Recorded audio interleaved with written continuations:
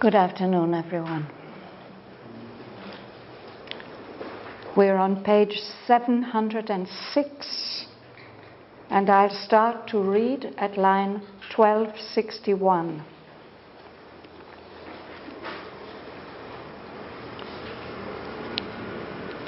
We are moving through this long prophecy which the Supreme Lord makes to Savitri after granting her wish, after saying, "Your will is mine."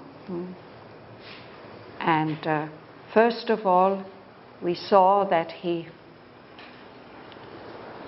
tells Savitri what this is going to mean for her, what her personal experience will be. And then he tells her, "Descend to life, with him thy heart desires." And he explains to her the significance of Shraddhavan and of herself. And we read that as long as human mind and human heart are clouded by the ignorance, the two of them will be reborn in human forms, and that they will be almost invisibly spreading the influence of the divine. But then at the top of page 705 he says, "But when the hour of the divine draws near," the divine fulfillment, I suppose, "the mighty mother shall take birth in time, and God be born into the human clay in forms made ready by your human lives." So it's as if through the centuries, Savitri and Shraddhavan will be born as in human forms, and they will be spreading the divine influence and preparing for that hour of the divine, when the Supreme Divine Mother and the Lord himself will be born into the human clay in forms that have been prepared by that evolutionary effort through many human lives. And then he tells what will happen then. "Then shall the truth supreme be given to men, to humanity." So I'm going to read on from page 706, line 1261.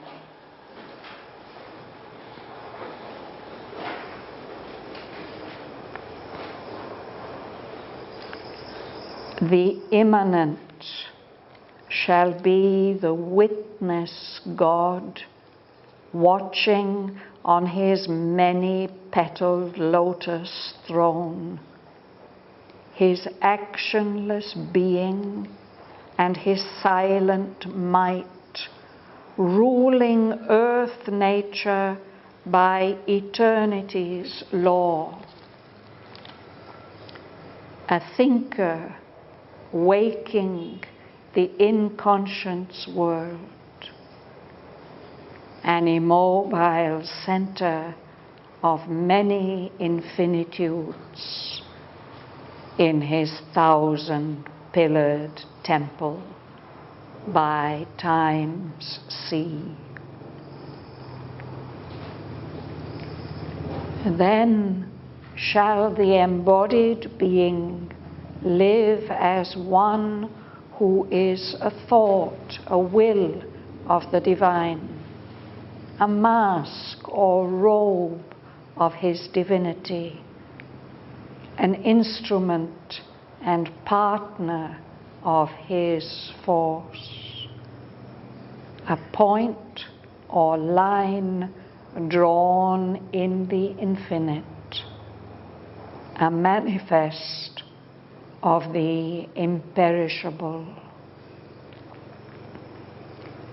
The supermind shall be his nature's fount.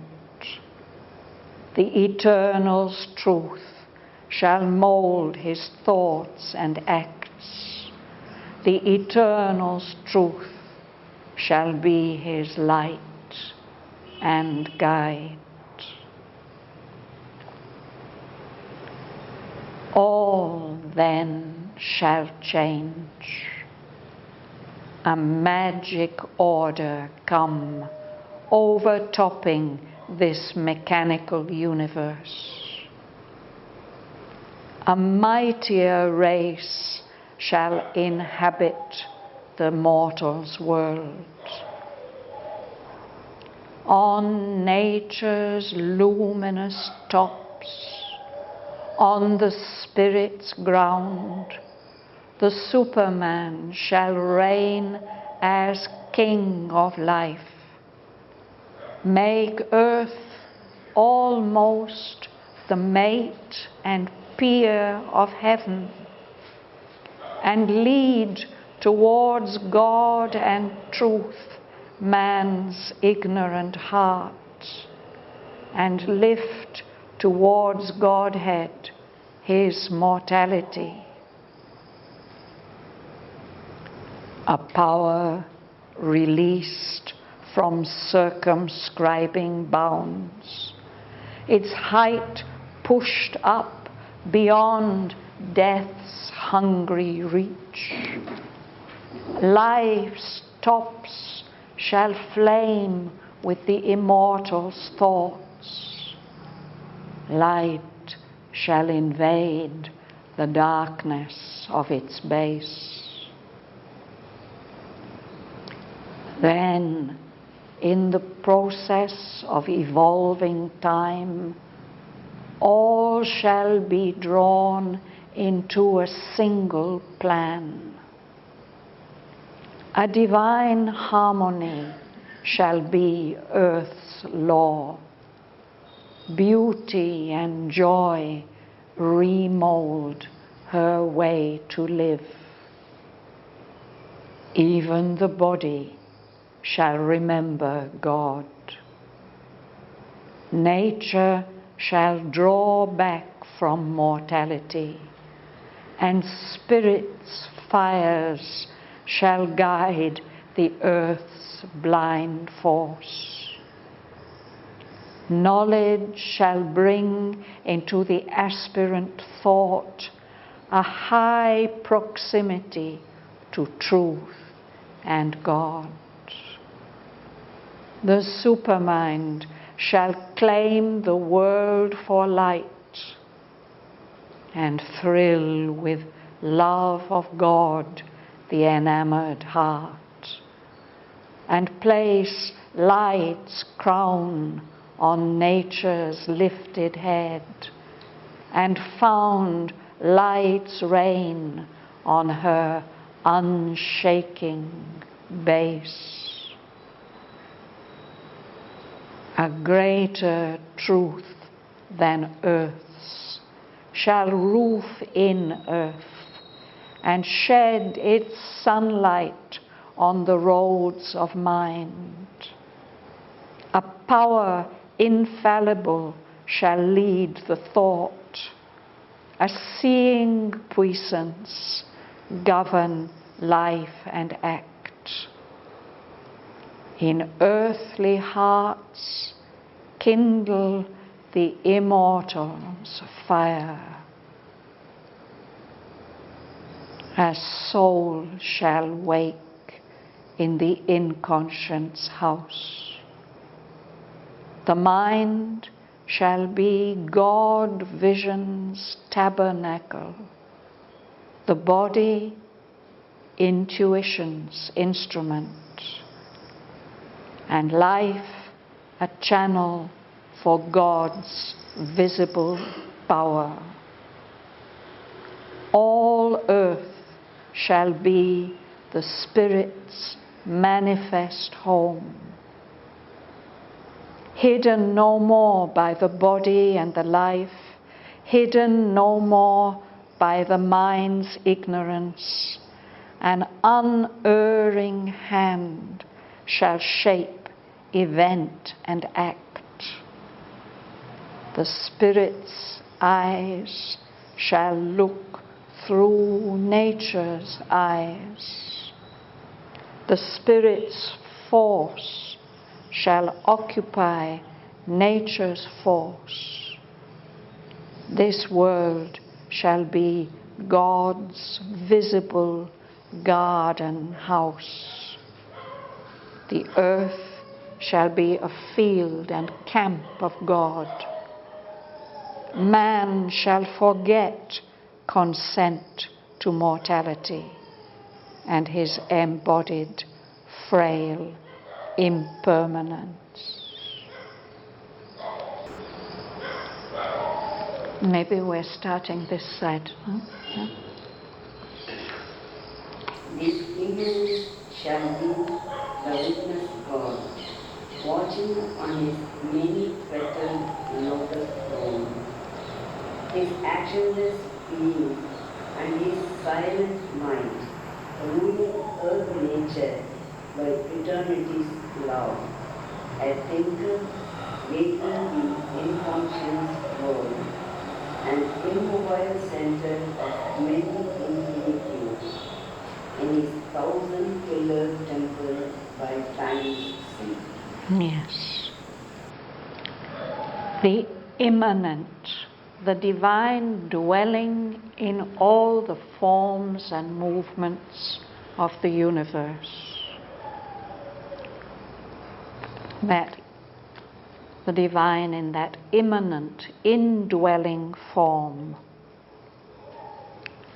will be the witness God watching.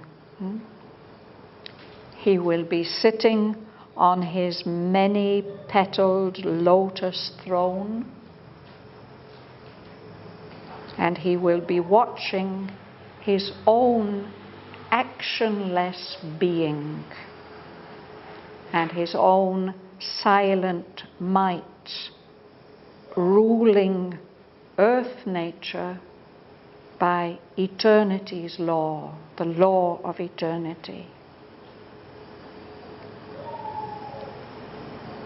He will be playing the role of a thinker, waking up the world of inconsciousness,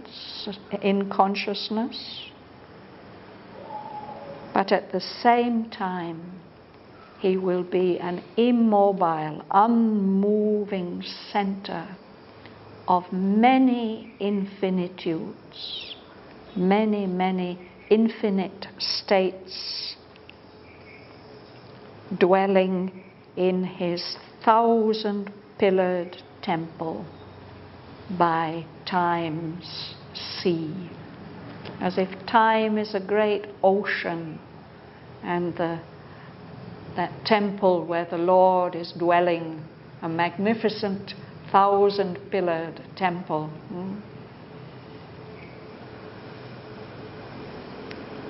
There he will be the center of many different kinds of infinity.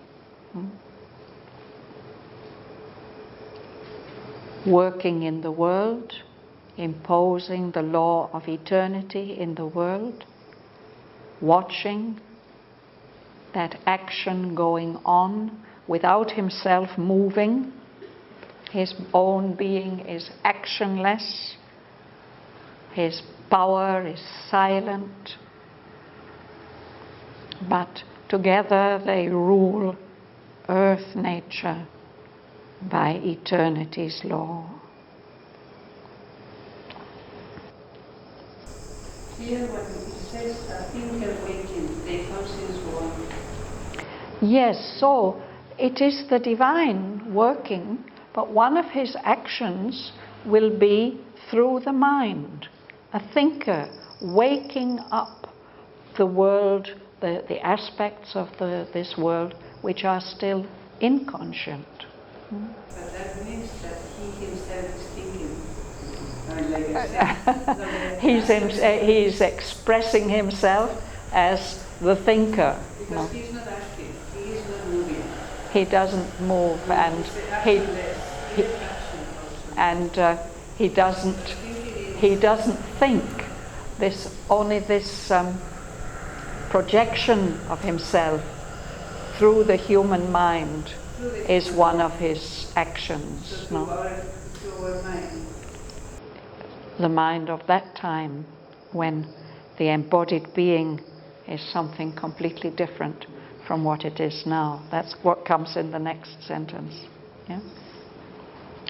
Martin, you would read? Then shall the embodied being live as one who is a thought, a will, the divine, a mask or robe of his divinity, an instrument and partner of his thought, a point or line drawn in the infinite, a manifest of the imperishable. Yes. Again, we seem to have this synchronicity with the life divine. We were reading about something about the supramental, the Gnostic being. So this corresponds to that description. The embodied being here in the material world will not be living as we do, as ignorant, half-conscious beings.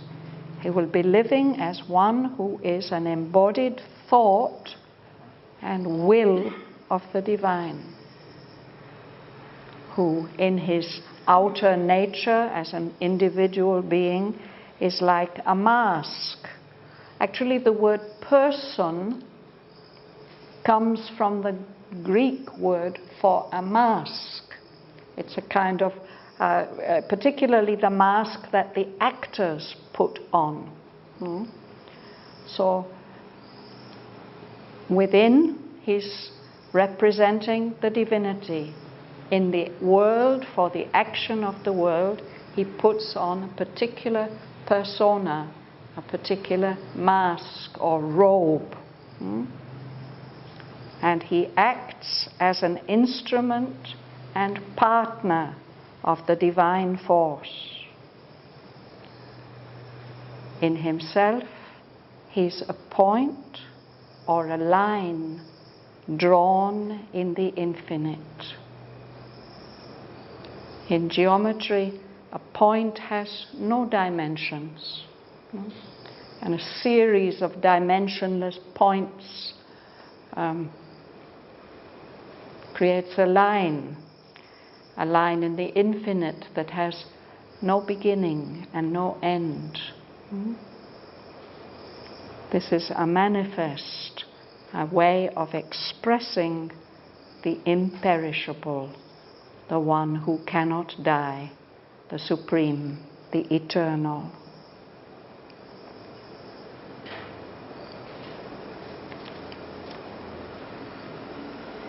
The embodied beings will be like that. That is how they will live, as conscious instruments and partners of the divine force, representing the divine at work, and representing also something in infinity, a manifest, an expression of the imperishable. Narendra. The supermind shall be his nature's font. The eternal's truth shall mold his thoughts and acts. The eternal's truth shall be his light and guide. So this is a very clear summing up of it, no? The supermind, that highest creative level of nature, will be the fountain of the nature of the embodied being. And the eternal's truth will be molding, shaping his thoughts and his actions, and it will be his light and guide, showing him which way to go. Shraddhavan? Yes. I have a question about line 1274. The supermind shall be his nature's fount. Yes. to understand that supermind is a found. In my mind, it was the result of the nature. But it's also the source. But probably you were not with us when we were reading the first part of the Life Divine. But there, Sri Aurobindo speaks of the supermind as actually the creative level from which all the other levels have manifested. Yeah. So it is both. In the involutionary order, it's not the very top, but very near the top. And everything else emerges from it. And the evolving line, it is the summit we are aiming for now. Just in one of our Life Divine classes, perhaps it was last week, Sri Aurobindo mentioned that then the next level would be the Ananda. Later on also he said like they will be like Godheads. Yes. But already what he's describing here, it's a kind of Godhead, no? An embodiment of the divine, living, an individual living in the world as an embodiment, representative expression of the Supreme. So I have a silly question, but the embodiment of the divine, is it really in an individual, or does Sri Aurobindo mean that this is what all of us will be in the future? Well, in a way, that's what all of us are already, no?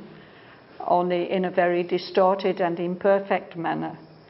But here he particularly speaks about the embodied being, the embodied existence, the pure existence will live as one, as an individual amongst all the other individuals. But there will be many of them will be living as instruments and partners of the divine force.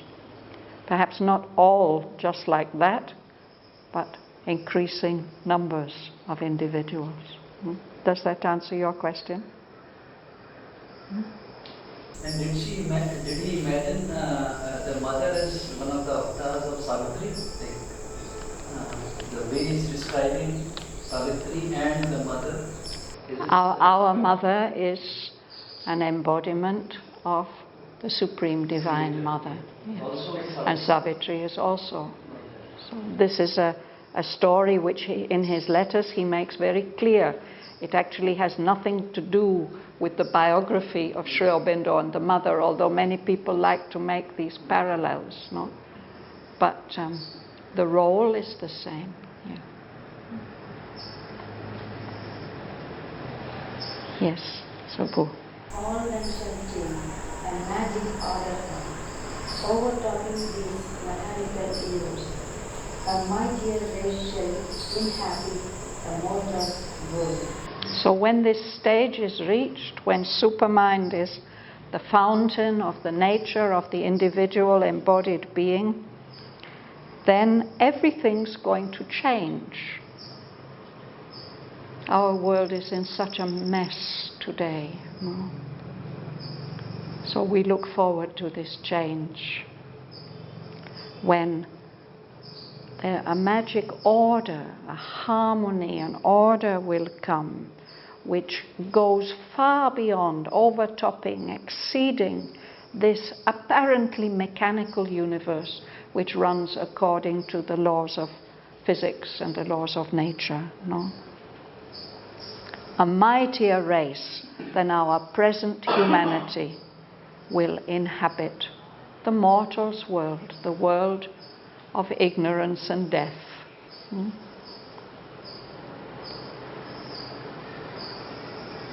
Dhanalakshmi. On nature's luminous tops, on the spirit's top, the Superman shall reign as king of life. Make earth almost to the mate and fear of heaven, and lead towards God and prove man's ignorant power, and lift it towards Godhead, his mortality. So this seems to prophesy the coming of a superhuman race. No? beyond the achievement of the highest achievement of present humanity.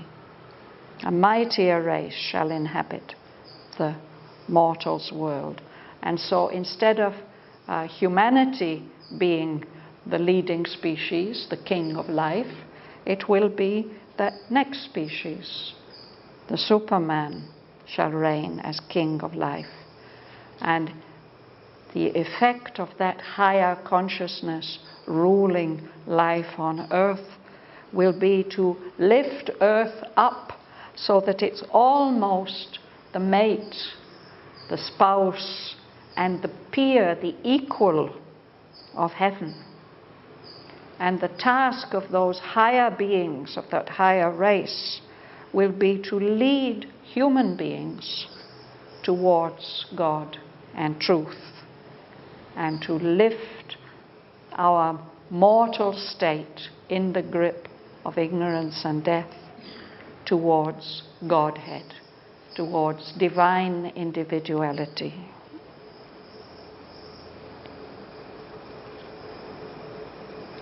Corinne.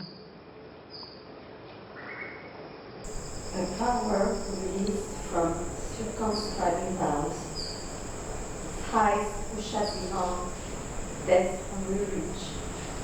Life's stars shall flame with immortal thought. Light shall invade darkness of space. Yes. So this is the transformation of life. Life will be a power which is set free from circumscribing bounds, from limitations. And on its highest levels, it will be pushed up beyond death's hungry reach. It will not be subject to this alternation, this process of death, which at present is an essential part of the way life works on earth. The forms have to die. So this will be immortal beings. There will. Superman will be immortal. At least. If they want to change their form. Yes. They will not be in the grip of death. Death will not decide. Probably they will decide. They should decide. Yes. So the higher levels of life, life's top, will flame with the immortal's thoughts. There will be all kinds of new possibilities there. That's on the highest levels. And at the same time, light, the divine light, will invade the darkness of its base. At the moment, the lower levels of life, full of falsehood and distortion, cruelty, perversion, the base of the life impulses are at the moment very, very dark, but they will be invaded by divine light. This will be the transformation of life. This will help to make possible a divine life upon earth in the material universe. So this will be for other people who have not achieved supermind? Or is it for the... This is for evolution. This is the levels of nature's possibilities.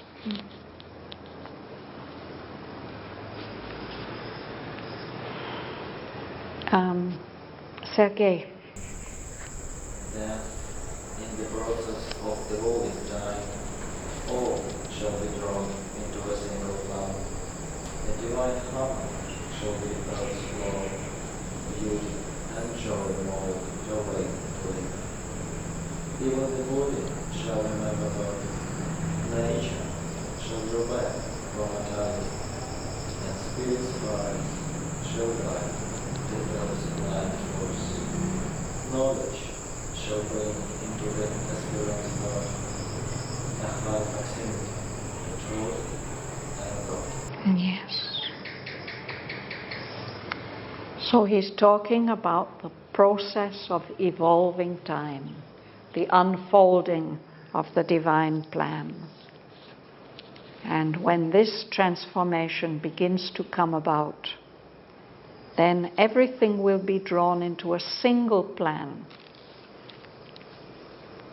At the moment, there are many, many different movements moving in different directions and seem to be clashing and not harmonized.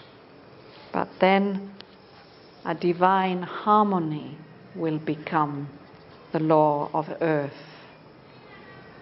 And beauty and joy will remold, completely reshape the life of the earth. So that even the body, even the physical body, the human body, maybe even animal bodies, will remember God, remember that immanent dwelling within them. And nature shall draw back from mortality. She will maybe not need to make use of death so much. Spirit's fires, the energy and light and force and aspiration of the fires of the spirit will be guiding this blind consciousness which works in earth nature at the moment.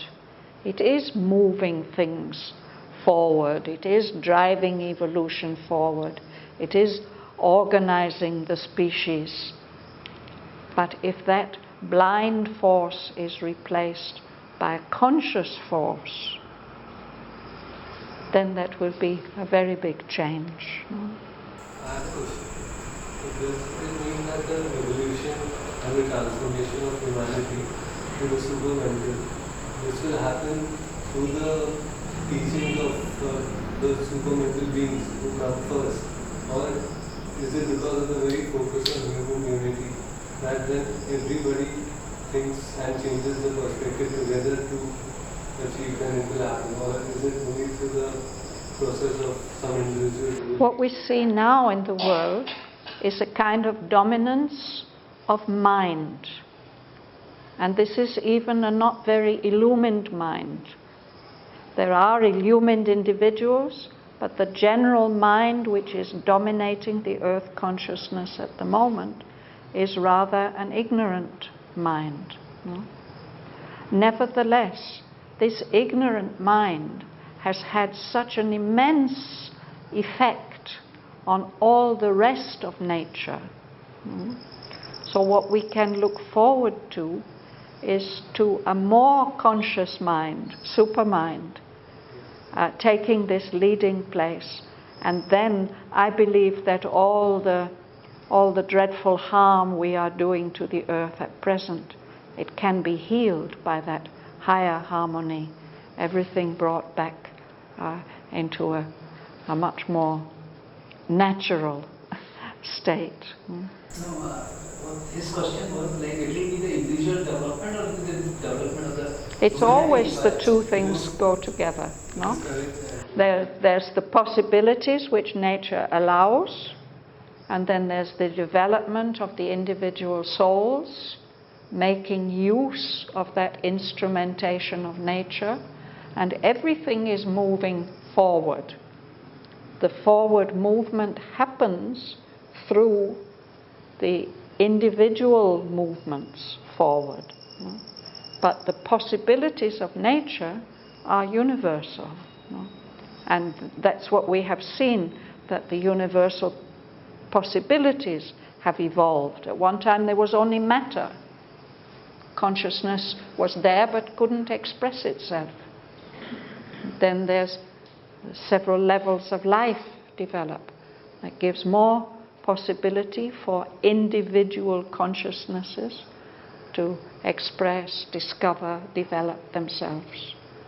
And mind has enlarged that very much more, but it can be enlarged much, much more as we reach the higher possibilities of mind, spiritual mind, illumined mind, intuition, overmind, supermind. The sense of human unity is also increased. I mean, earlier, like, we used to hardly, many people think of human unity and humanness and as a complete human race. We think of it as a kind of ideal. We don't really experience human unity yet. It's looking for at the earth as such and woman, which is good for the whole humanity. Thought is quite seriously coming up. I mean, we hold this as a kind of ideal, but actually each individual human, normally, except in special moments, is thinking about his own needs. And we may feel some sympathy and understanding for those who are suffering.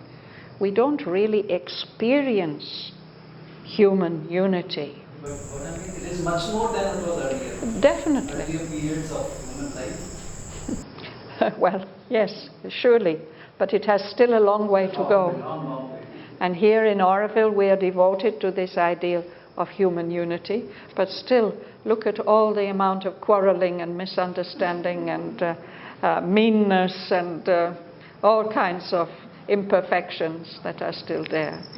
So there's still a long way to go before we can really talk about human unity. What's going on now is globalization in a way, not just in the commercial sense, but in the sense of the different countries being more connected. We know more about each other. But the real sense of oneness, which is what Sri Aurobindo means by human unity, can only be developed when very large numbers of people are in contact with their divine self and feel its oneness with everybody else. It's when we find the soul that we begin to know what human unity is, because it's only in the soul that we are one. Otherwise we are all these diverse individualities. And they are connected, but we are usually not aware of that connection. So the slow process of evolution of humanity to the supermental being, that, aside from that, the individuals who achieve the supermental state before the rest of the people do, is that just a byproduct of the evolution and nothing in the world has really changed until the final last person on earth achieves the supermental The fulfillment will not be achieved until matter is totally divinized. But we can have a much more divine life upon earth, and progress of all kinds, it always happens like that. That's what Sri Aurobindo's symbol shows, that there's usually one individual at the head. That we were lucky we had two, but then there's a few who are able to follow closely behind them, and then that carries the rest further on.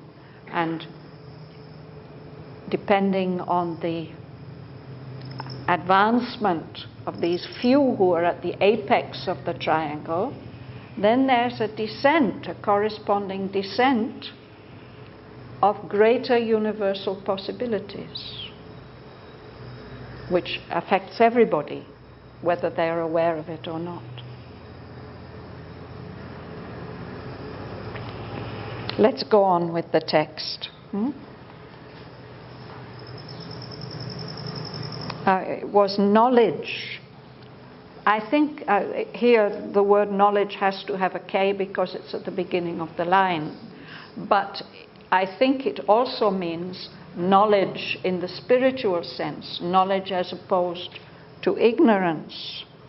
So knowledge will bring into the aspiring thought, the more and more aspiring thought, a high proximity to truth and God. Even the mental capacities will become closer to being able to be in touch with truth, which is mentally unseizable, more in touch with the divine.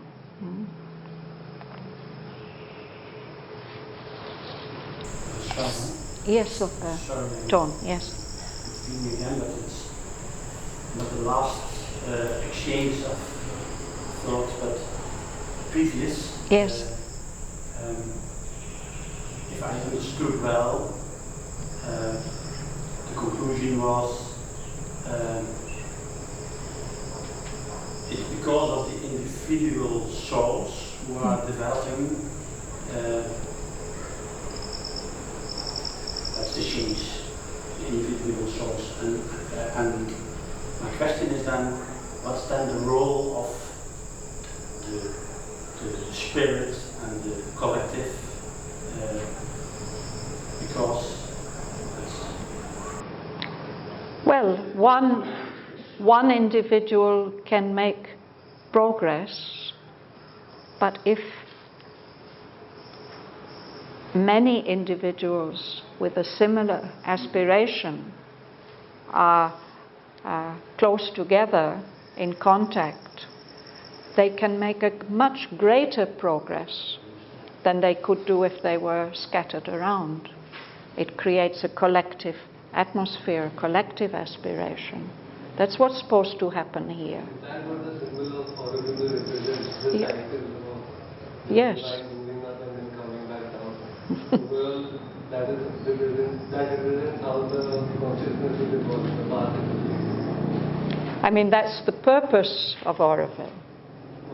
So we can say that any individual can aspire for a divine life and do their own sadhana and their own tapasya and make a great deal of progress, even if they're out of touch with anybody else who's on the same line.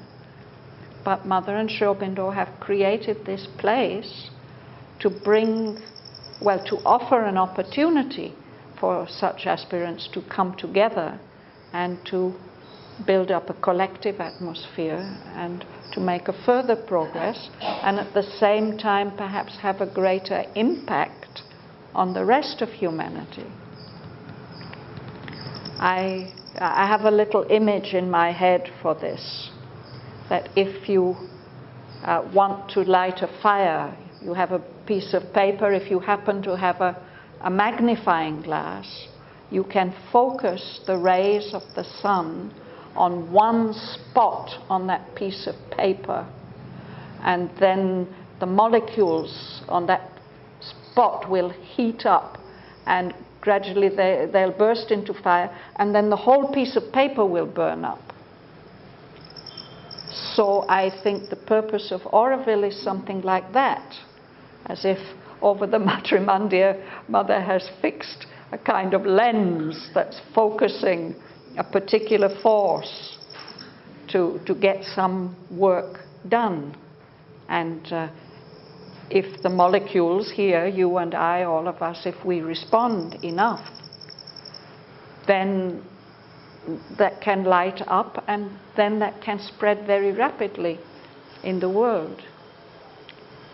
Perhaps now it's spreading, maybe its effect is spreading, but not very obviously or clearly. No? Does that respond to your question? Yeah, sorry. Yeah. So I could try to understand. So I could say the spirit is the sum, is the total of the individual souls. And that was what I was not understanding till now. And yet I don't think that's quite right. I mean, some people think of the divine like that, as the sum of all souls. I think the spirit is more the atmosphere which souls breathe.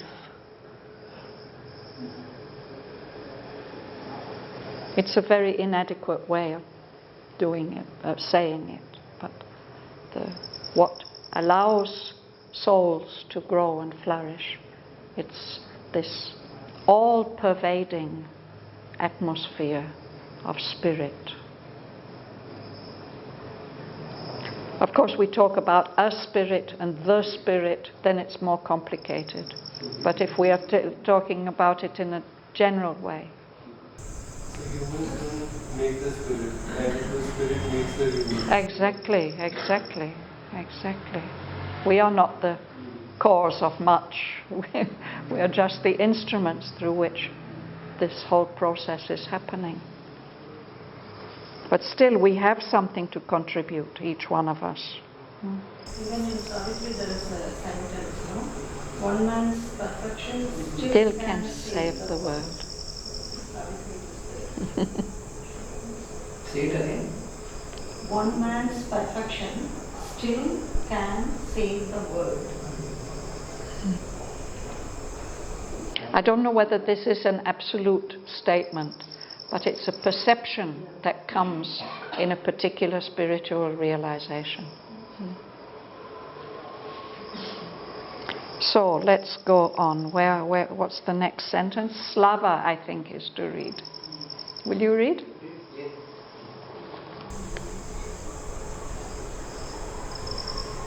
The Superman shall claim the vote for light, and will be love of God, the inimoral, the Heart. sorry. And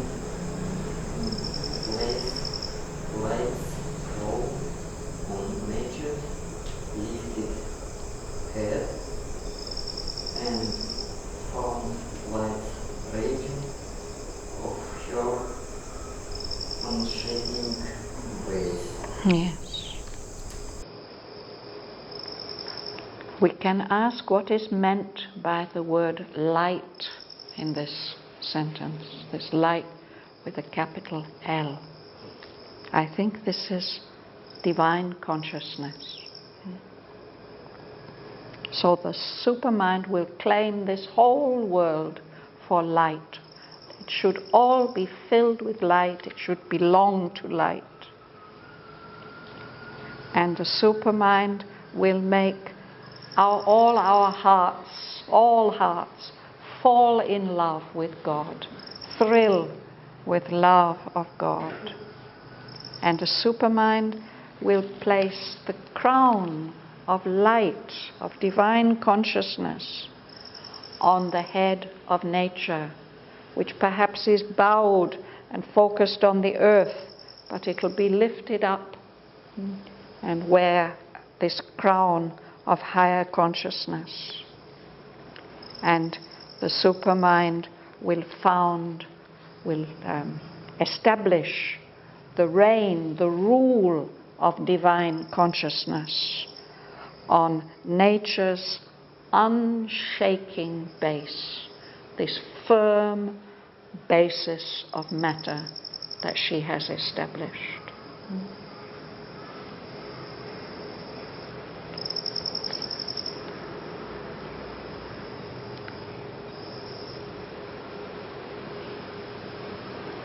I think we will stop there for today.